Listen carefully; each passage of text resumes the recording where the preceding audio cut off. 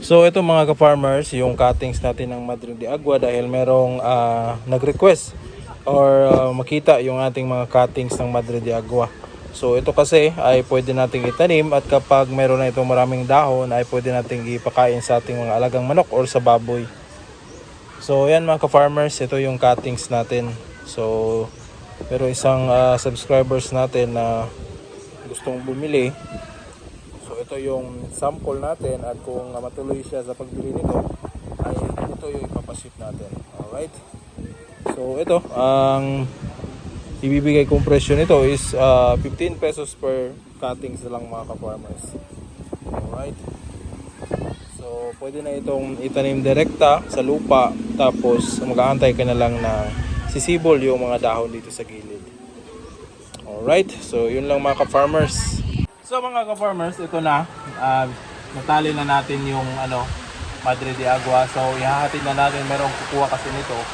So ito yung sample natin. In case na bibili kayo, tigsa 10 pero may free na yan. Siguro baka ilalagyan ko ng free na dalawa. So ilalagay ko lang dito. So ito yung Madrid de Agua. At meron din tayong ito kahapon, hindi ko pa napakain sa mga manok. Ito yung Madrid de Agua na dinaan natin sa shredder machine. So nakabili tayo ng pang-chop sa mga Madrid de Agua. So hindi na tayo mahihirapan na mag-mano-mano sa pag-hiwa nitong mga dahon na ito.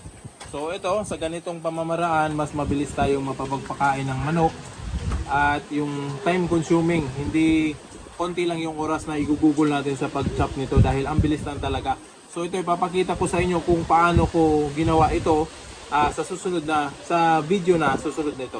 Alright, so ito na ang output natin sa Madrid de Agua. Actually, nilagyan ko ito ng konting malunggay para mas maganda yung sustansya ng ating mga alagang manok.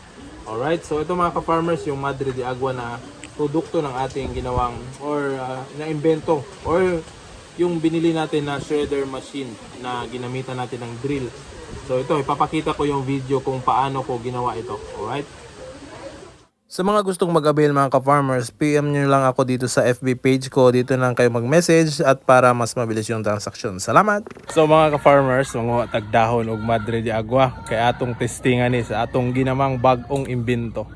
So dira, mga dahon sa Madrid de Agua. So lagbong kayo mga ka-farmers, oh. Mga dahon. Apa. Apila ng kuan. Agdira lang na isa nga.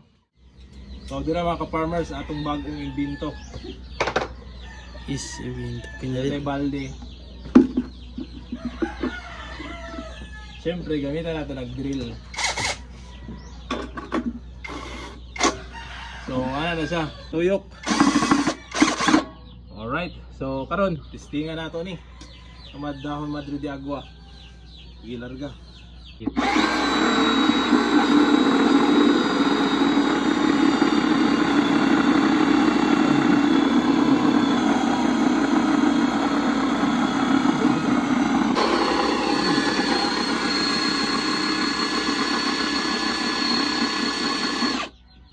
So, dira mga ka-farmers.